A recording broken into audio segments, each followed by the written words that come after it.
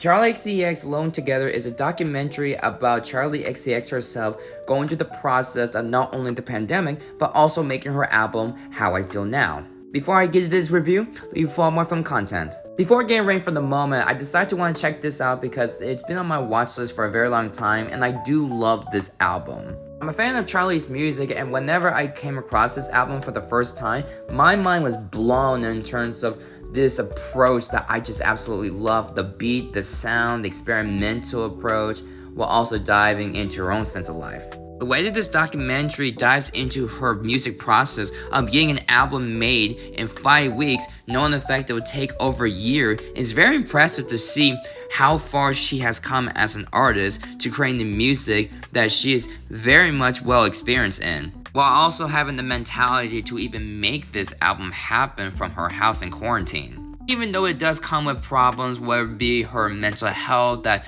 really dives into her depression life of just living in quarantine. She's confident in talking about her insecurities. She's confident enough to bring it up her boyfriend at a time that you can kind of tell in this documentary that the compatibility that they have each other feels very off.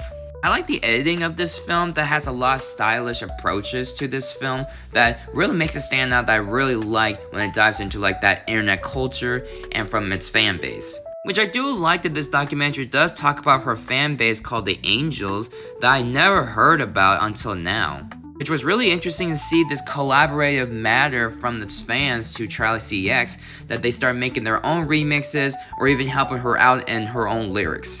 Although I do wish that this documentary focused a little bit more on the Angels fan base in regards to the origins of the name, where it started, and how it just built that up. Especially when there were group chats or even Zoom meetings that Charli XCX participated in.